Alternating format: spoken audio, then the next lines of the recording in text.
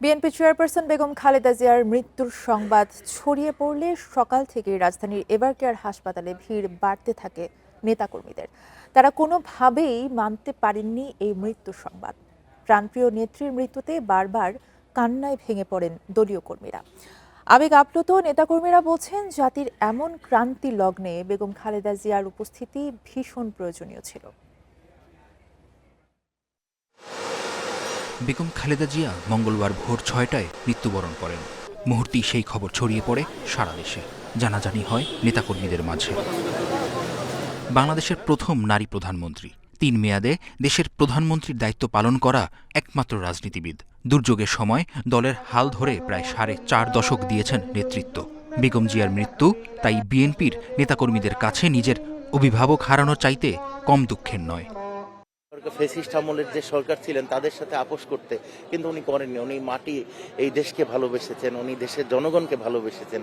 উনি কিন্তু এই দেশের মাটিতেই তিনি আজকে সমাহিত হবেন। তার যে অসমাপ্ত কার্যক্রম যে রেখে গেছে, ইনশাল্লাহ তার যে সুন্দরভাবে সমাধান করার মতন ক্ষমতা রাখে এবং তার সেই দৃঢ় জ্ঞান বুদ্ধি সবকিছু ইনশাল্লাহ পরিপক্ষ আমার মনে হয়।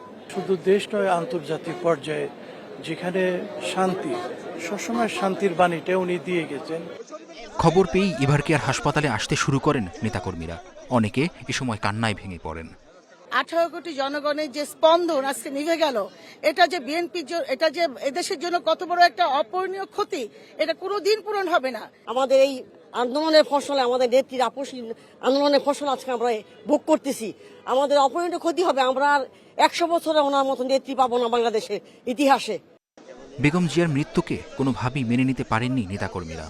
তারা বলেন, জাতির এমন ক্লান্তিকালে তার বেঁচে থাকা জরুরি ছিল।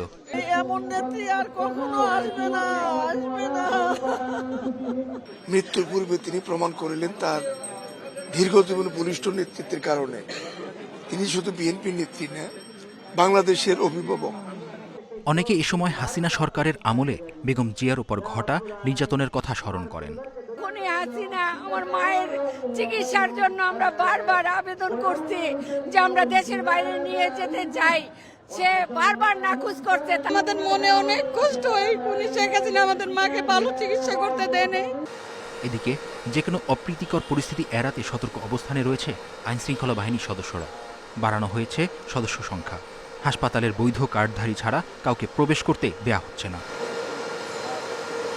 মেহেদী হাসান, ইন্ডিপেন্ডেন্ট নিউজ, ঢাকা।